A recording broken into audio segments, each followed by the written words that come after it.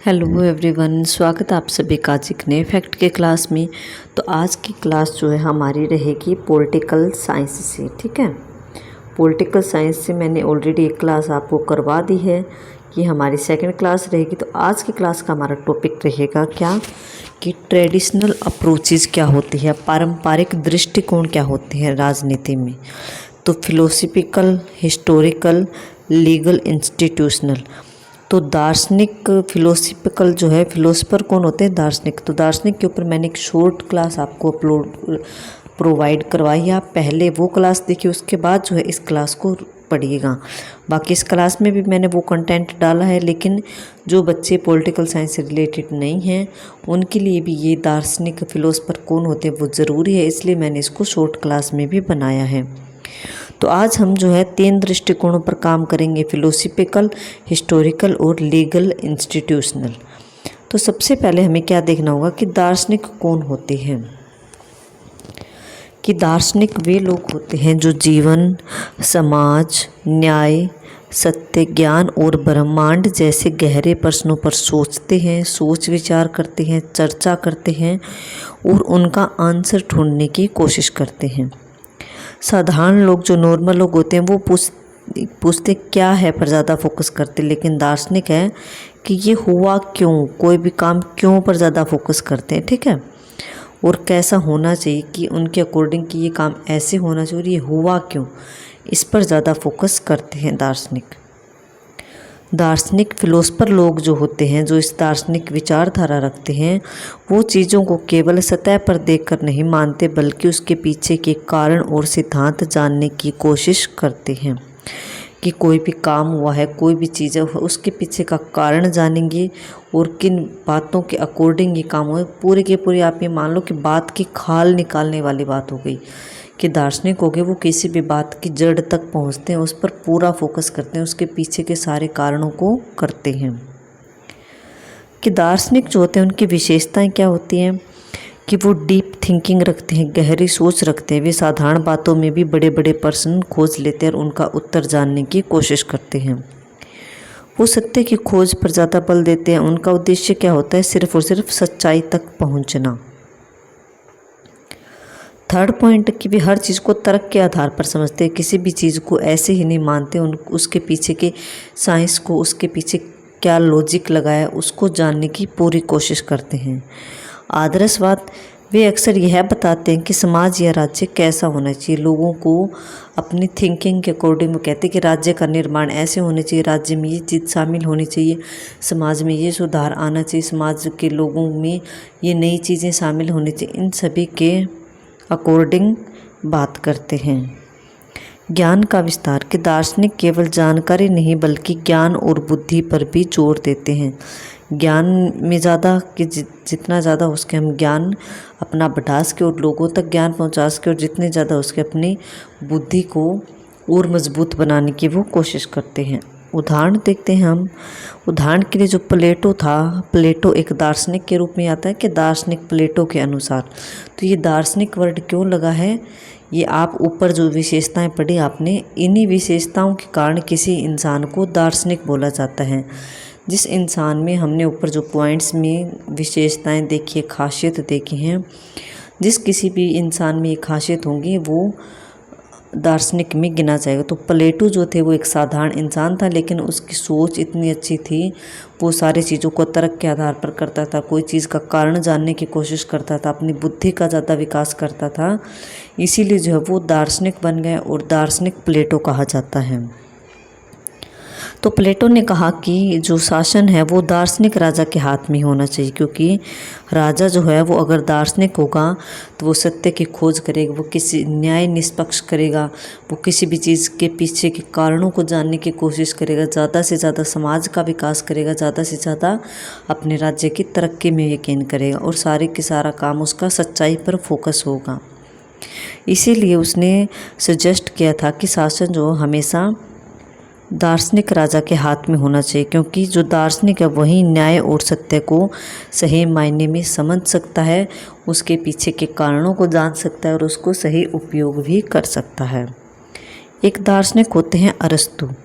तो अरस्तु ने जो है राजनीति को राजनीतिक विज्ञान कहा और राज्य जो है राज्य को मनुष्य की सर्वोच्च संस्था बताया। इन्होंने राज्य पर ज़्यादा फोकस किया और कहा कि मनुष्य की सबसे ऊपर की संस्था कौन होती है, राज्य होता है। कन्फ्यूशियस चीन, ये चीन का था कन्फ्यूशियस दार्शनिक। इसने जो है नैतिकता और समाज व्यवस्था पर जोर दिया।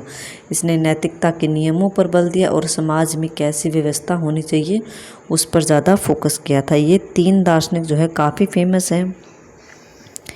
इसी तरह भारत में भी काफ़ी फेमस दार्शनिक हुए जैसे कि चार्वाक, महावीर बुद्ध, महावीर हो गए, महात्मा बुद्ध हो गए, शंकराचार्य आदि सभी दार्शनिक ही थे जिन्होंने सत्य की खोज पर बल दिया और किसी भी चीज़ को तर्क के आधार पर ही उन्होंने परखा था। दार्शनिक थे जिन्होंने कि समाज और जीवन के गहरे प्रश्नों पर विचार विमर्श किया। दार्शनिक कौन होता है? वह व्यक्ति जो हर चीज़ की जड़ तक जाता है और पूछता है कि सत्य क्या है, न्याय क्या है, समाज कैसा होना चाहिए, कोई भी बात क्यों घटित हुई, उसके पीछे तर्क क्या है, उससे हमें क्या सीखने को मिलता है, उससे हम क्या नया सुधार कर सकते हैं। इन चीज़ों पर जो फोकस करेगा वो दार्शनिक कहलाएगा। अब आप सोच रहे होंगे कि मैडम ने पॉलिटिकल के क्लास में ये वर्ड हमें क्यों पढ़ाया दार्शनिक। तो देखिए आपका टॉपिक ही ऐसा है कि जिसमें हमें 3 दृष्टिकोणों को पढ़ना है, 3 टाइप की सोच को हम पढ़ेंगे।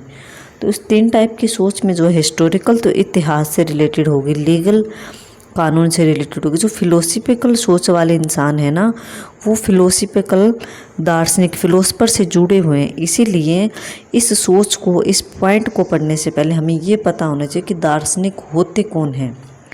इसी से जो हम आगे हमारे फिलोसफिकल पॉइंट को क्लियर कर पाएँ। इसीलिए मैंने आपको जो है स्टार्टिंग में क्लास में ये बताया कि दार्शनिक होते कौन। अब हम हमारे अप्रोचेज जो है 3 फिलोसफिकल, सबसे पहले उसी पॉइंट पर चलते हैं कि दार्शनिक दृष्टिकोण क्या होता है। अब आपको शायद समझ आया होगा कि मैंने दार्शनिक के बारे में क्यों बताया। जब आपको दार्शनिक की सोच, उसके ऊपर मैंने विशेषताएं बताई, उसकी डेफिनेशन बताई, आपके माइंड में अगर वो डेफिनेशन है तो आपको ये पॉइंट जो फिलोसफिकल अप्रोच का है वो अच्छे से क्लियर हो जाएगा।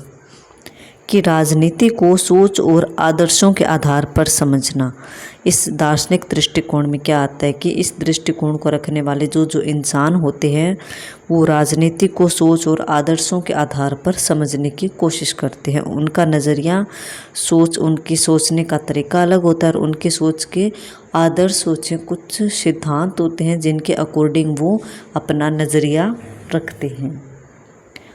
तो यह जो दृष्टिकोण है यह हमें बताता है कि राज्य जो है वो कैसा होना चाहिए, न्याय का असली अर्थ क्या है, कि न्याय का मीनिंग क्या है, अच्छे शासक, अच्छे राजा की क्या विशेषताएं होनी चाहिए। ये सब हमें किस में देखने को मिलता है? ये हमें दार्शनिक दृष्टिकोण में। यह दृष्टिकोण जो है वो आदर्शवादी और नैतिक सोच ज़्यादा रखता है। मुख्य बातें इसमें मेन क्या है कि क्या है से ज़्यादा क्या होना चाहिए पर ज़्यादा फोकस रखते हैं। कि जो फिलोसफिकल अप्रोचेज वाले इंसान होते हैं, लोग होते हैं, या फिर दार्शनिक दृष्टिकोण होता है, उसमें जो व्यक्ति शामिल होते हैं वो किस पर बल देते हैं कि क्या पर कम देंगे लेकिन क्या होना चाहिए इस पर ज़्यादा फोकस करते हैं। समाज, न्याय, स्वतंत्रता, समानता, अधिकार जैसे विषयों को दार्शनिक दृष्टि से ही समझता है। मतलब कोई भी इंसान है वो समाज को, न्याय को, स्वतंत्रता को, समानता को, अधिकार जैसे विषय हैं उनको दार्शनिक दृष्टि से ही समझने की कोशिश करता है। इसमें वास्तविक राजनीति की जगह आदर्श राजनीति की चर्चा होती है कि जो राजनीति वास्तव में है उसको और अच्छा या आदर्श, बेटर कैसे बनाया जा सकता है, इस पर ज़्यादा फोकस करते हैं। उदाहरण के लिए जो प्लेटो दार्शनिक था उसने आदर्श राज्य में शासन जो है दार्शनिक राजा को करना चाहिए, इस बात पर बल दिया था। ये मैंने आपको ऊपर भी उदाहरण के रूप में समझाया था।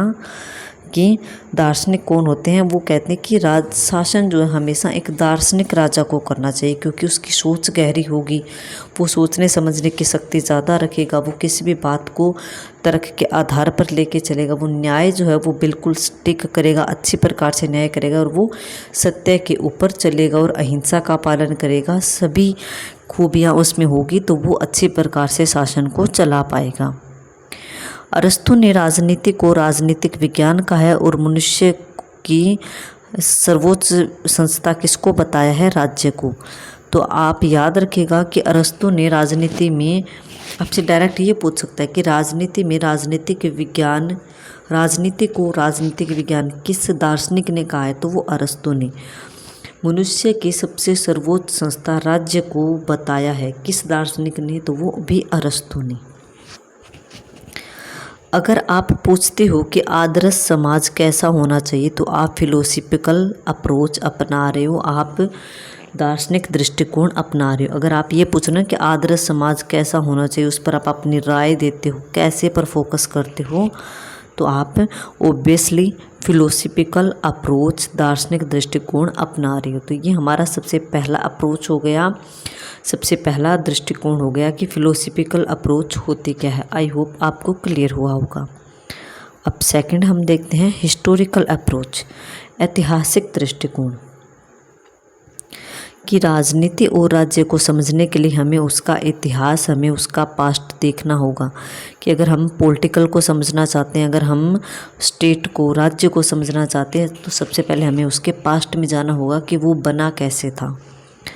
कि जैसे कि राजनीतिक संस्थाएं हैं, ये संसद हो गया, न्यायपालिका हो गया, संविधान हो गया, कार्यपालिका हो गया, ये समय के साथ कैसे विकसित हुई, ये हम किस में पढ़ते हैं, ये हम हिस्टोरिकल अप्रोच में, ऐतिहासिक दृष्टिकोण में देखते हैं कि कोई भी काम है वो कैसे हुआ था, उसका पास्ट क्या है।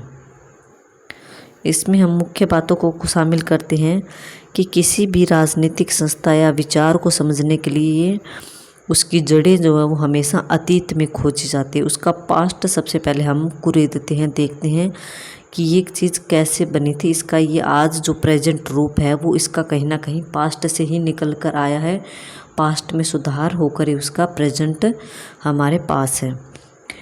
तो दार्शनिक हिस्टोरिकल अप्रोच में यह माना जाता है कि वर्तमान की जो राजनीति है वो कहीं ना कहीं अतीत का ही परिणाम है। तो ये मैं आपको अभी बता रहा हूँ कि करंट सिचुएशन है वो हमारे पास्ट का ही रिजल्ट है, हमारे पिछले जो दिन बीत गए हैं उन्हीं का ये रिजल्ट है। तो इसका अध्ययन ज़्यादा वास्तविक और तथ्यात्मक होता है। उदाहरण के लिए अगर हम भारत के संविधान को समझना चाहते हैं तो हमें यह देखना होगा कि आज़ादी से पहले ब्रिटिश शासन और आज़ादी के आंदोलन जो चले थे उसने संविधान को कैसे प्रभावित किया। अगर ये हम देखना चाहते हैं ना कि संविधान हमारा कैसे बना, किन किन लोग शामिल हुए, कितना टाइम लगा, अगर हम इन सब चीज़ को देखते तो हमें उसके पीछे के बैकग्राउंड को देखना होगा कि कैसे सिचुएशन बनी कि संविधान का निर्माण किया जाए। अंग्रेज़ों के राज को हमें देखना होगा, हमें आज़ादी के आंदोलनों में कैसे संविधान बनाने की मांग उठी थी उसको भी देखना होगा। ब्रिटेन की संसद का इतिहास समझकर ही उसके आज की शक्ति को समझा जा सकता है कि आज ब्रिटेन की संसद सबसे स्ट्रॉन्ग मानी जाती है। स्ट्रॉन्ग क्यों है, इसके लिए हमें इसके पास्ट को देखना होगा कि कैसे उसने तरक्की की थी, कैसे वो इतनी ताकतवर हुई। तो इसमें क्या होता है कि अगर आप पूछते हो कि भारत में लोकतंत्र कैसे विकसित हुआ, तो ये आप हिस्टोरिकल अप्रोच अपना रहे हो। कैसे विकसित मतलब लोकतंत्र जो हमारे आज की लोकतांत्रिक सरकार है, जनता द्वारा अपने नेता का चुनाव किया जाता है। तो अगर हम ये जानना चाहते हैं ना कि कैसे हुआ, तो इसके लिए हमें इसके पास्ट में जाना होगा, हमें पीछे के बातों का अध्ययन करना होगा कि ये लोकतंत्र कैसे आया, जनता के द्वारा अपने नेता को चुना जाना, लोकतांत्रिक सरकार होना, ये सब कुछ कैसे पॉसिबल हो पाया। तो इसके लिए हमें इसके पीछे के कारणों को, पीछे की बातों को जानना होगा, इसके पास्ट में हमें जाना होगा। तो ये आपका था हिस्टोरिकल अप्रोच। अब आता है लीगल इंस्टीट्यूशनल अप्रोच, कानूनी संस्थागत दृष्टिकोण, कि राजनीति को कानून और संस्थाओं के ढांचे में समझना। कि जो राजनीति है उसको कानूनों के अकॉर्डिंग हम समझेंगे कि इसमें राज्य सरकार, संविधान, संसद, न्यायपालिका जैसी संस्थाओं को हम अध्ययन करेंगे क्योंकि वो कानून के अकॉर्डिंग चलती है। इसमें हम कौन कौन सी मुख्य बातों को शामिल करते हैं? इसका मुख्य केंद्र कौन हो गया? स्टेट, राज्य हो गया। कि संविधान में जो नियम लिखे गए हैं, जो कानून बनाए गए हैं, इसकी संरचना क्या है, इस संविधान में किस किस को कितनी पावर, कितनी शक्ति दी गई है, इस पर फोकस किया जाता है। यह दृष्टिकोण मानता है कि राजनीति को समझने के लिए हमें संस्थाओं और कानूनों को देखना चाहिए कि अगर हम राजनीति को समझना चाहते हैं तो सबसे पहले हमें उसमें कौन कौन सी कमेटी काम कर रही है, उसमें कौन कौन से रूल रेगुलेशन बने हुए हैं, हमें उनका अध्ययन करना चाहिए। तभी हम जो है अच्छे प्रकार से राजनीति को समझ पाएंगे। उदाहरण के लिए भारतीय संविधान में राष्ट्रपति और प्रधानमंत्री की शक्तियों का अगर हम अध्ययन करते हैं ना, अगर हम ये जानना चाहते हैं कि राष्ट्रपति के पास कौन सी शक्तियां हैं, प्रधानमंत्री के पास कौन सी शक्तियां हैं, किस कानून के अकॉर्डिंग उनको कौन सी पावर ज़्यादा मिली हुई है, अगर हम इन चीज़ों का पता लगाना चाहते हैं तो हम कौन सी सोच को अपना रहे हैं? हम अपना रहे हैं लीगल इंस्टीट्यूशनल अप्रोच, कानूनी संस्थागत दृष्टिकोण का हम पालन कर रहे हैं। तो इसमें क्या पूछा जाता है कि भारतीय संसद के अधिकार क्या हैं, कौन कौन से कानून जो हैं संसद में दिए गए हैं, संसद को कौन कौन सी पावर मिली हुई है। तो अगर ये अधिकार को हम जानने की कोशिश कर रहे हैं तो हम लीगल इंस्टीट्यूशनल अप्रोच को अपना रहे हैं, हम इस दृष्टिकोण का पालन कर रहे हैं। नेक्स्ट है कि फिलोसफिकल, इसमें क्या आता है? आदर्श पर बल दिया जाता है, नैतिकता पर और मूल्य पर। इसमें क्या होना चाहिए पर ज़्यादा फोकस किया जाता है, न कि क्यों। प्लेटो का आदर्श राज्य, रूसो का सामाजिक अनुबंध जो है इसके उदाहरण हैं। हिस्टोरिकल में क्या आता है? अतीत और उसका विकास कैसे हुआ, इसको हम पढ़ते हैं कि कोई भी चीज़ है वो कैसे विकसित हुई। हिस्टोरिकल में हम यह पढ़ते हैं एग्जाम्पल के लिए कि भारत का संविधान का ऐतिहासिक विकास, कि भारत के संविधान का निर्माण कैसे हुआ, कौन से ऐसे सिचुएशन, कौन से ऐसे कारण, कौन से ऐसी मजबूरियाँ या फिर कोई ऐसी सिचुएशन आई थी जिसके कारण कि भारत के संविधान के निर्माण की आवश्यकता हुई और इसके संविधान को बनाया गया। इसके लिए हमें पास्ट में जाना पड़ेगा और पास्ट में जाने के लिए हिस्टोरिकल अप्रोच को अपनाया जाता है। नेक्स्ट है लीगल इंस्टीट्यूशनल, इसमें कानून आते हैं, संविधान आते हैं, नियम आते हैं और संस्थाएं जो कमेटी बने हुए, संगठन बने हुए हैं वो आते हैं। तो अगर कोई कमेटी है, कोई भी कानून है, संविधान है, तो इसमें हम क्या देखते हैं कि ये कैसे काम करते हैं, कानून कैसे लागू हुए थे, किन कारणों से इन कानूनों का निर्माण हुआ था, संविधान कैसे काम करता है, कोई भी संस्था है, कमेटी है, संगठन बना हुआ है, वह अपना वर्क कैसे करता है। तो ये सब कुछ हम किस में पढ़ते हैं? ये हम लीगल इंस्टीट्यूशनल अप्रोच में पढ़ते हैं। जैसे कि संसद कैसे काम करती है, संसद के पास कौन कौन सी शक्तियाँ हैं, राष्ट्रपति कैसे वर्क करता है, उसके पास कौन कौन सी पावर है, न्यायपालिका की पावर क्या है, प्रधानमंत्री की पावर क्या है, सब कुछ इसी में पढ़ा जाता है। तो ये आज का हमारा टॉपिक था ट्रेडिशनल अप्रोच, जो कि पॉलिटिकल साइंस का एक बहुत ही महत्वपूर्ण टॉपिक है, जिसमें हम 3 दृष्टिकोणों को पढ़ते हैं, फिलोसफिकल, हिस्टोरिकल, लीगल इंस्टीट्यूशनल। ये मैंने आपको करवाई दिया है। सबसे पहले मैंने आपको दार्शनिक पढ़ाया, उसके बाद इसके दृष्टिकोण को पढ़ाया। आप इसमें ज़्यादा फोकस ये रखिएगा इनकी विशेषताओं का, कि जो पहला दृष्टिकोण है फिलोसफिकल दृष्टिकोण, इसमें क्या है पर कम बल्कि क्या होना चाहिए। अपने सजेशन ज़्यादा देते हैं, राय ज़रूर देते हैं अपने बुद्धि के अकॉर्डिंग, अपनी तार्किक सोच के, तेज़ बुद्धि के, ज़्यादा तर्क विचार करके, सोच विचार करके कोई भी काम है वो क्यों हुआ पर फोकस नहीं। क्यों पर तो हम कहाँ पर देंगे, क्यों पर फोकस हम कहाँ पर करेंगे? हम पास्ट में करेंगे कि ये काम क्यों हुआ, इस काम की ज़रूरत क्यों पड़ी, ऐसी कौन सी सिचुएशन, ऐसी कौन सी का दिक्कत आ गई कि जिसके कारण इसका निर्माण हुआ। तो क्यों का अध्ययन किया जाता है हिस्टोरिकल अप्रोच में, जबकि इसमें फिलोसफिकल अप्रोच में ये अध्ययन किया जाता है कि क्या होना चाहिए, अपनी राय के अकॉर्डिंग, अपने सजेशन के अकॉर्डिंग, कि ये काम ऐसे होना चाहिए, ऐसे होना चाहिए, इस पर ज़्यादा फोकस किया जाता है। ये हमने देखा भी था हिस्टोरिकल में। हम ये देखते हैं कि कैसे हुआ, क्यों हुआ, क्या सिचुएशन थी, इस पर ज़्यादा फोकस करते हैं। और लीगल इंस्टीट्यूशनल है, इस पर हम ये क्या है, किसी के पास पावर है तो वो क्या है, कोई भी संस्था काम करे तो वो कैसे काम करे, इस पर ज़्यादा बल देते हैं। जैसे कि लास्ट में मैंने आपको इसमें पढ़ा भी दिया था कि फ़िलोसफिकल में तो क्या होना चाहिए, आगे की सजेशन, राय पर ज़्यादा फोकस किया जाता है। अतीत को अगर हम किसी भी चीज़ को, पुरानी चीज़ों को जानने की कोशिश करेंगे तो हम ये कोशिश करते हैं कि वो कैसे हुआ और वो क्यों हुआ, इस पर फोकस करेंगे। जबकि अगर हम लीगल इंस्टीट्यूशनल को पढ़ते हैं तो ये हम जानने की कोशिश करते, कोई भी काम है वो कैसे होता है उसके बारे में हम जानने की कोशिश करते कि राष्ट्रपति कैसे काम करता है, उसके पावर है वो कौन कौन सी है, प्रधानमंत्री कैसे काम करता है, उसके पावर कौन कौन सी, इन सभी पर बल दिया जाता है। तो आई होप आपको ये आज का टॉपिक जो है बहुत अच्छे से क्लियर हुआ होगा। दृष्टिकोण वाला, पारंपरिक दृष्टिकोण, ट्रेडिशनल अप्रोच, जिसमें कि 3 अप्रोच को हम पढ़ते हैं, फिलोसफिकल, हिस्टोरिकल, लीगल, इंस्टीट्यूशनल। तो अगर आपको ये क्लास पसंद आई है, पढ़ाने का तरीका अच्छा लगा है, कंटेंट अच्छा लगा है, तो प्लीज़ आपसे रिक्वेस्ट है कि ज़्यादा से ज़्यादा क्लास को लाइक करें और शेयर करें अपने फ्रेंड्स के साथ, और कमेंट करके मुझे रिव्यू ज़रूर दें, क्योंकि आपके कमेंट, अच्छे कमेंट जो है मुझे मोटिवेट करते हैं कि मैं आपके लिए और अच्छा कंटेंट या अच्छी क्लासेस ला पाऊँ। आप कमेंट करेंगे तो मुझे खुशी होगी कि बच्चों को मेरी क्लास पसंद आ रही, क्योंकि एक वही तरीका जिसके कारण जो है मुझे आपके बातों का, आपके मन की बातों का पता चल सकता है कि आपको क्लास कैसी लगती है।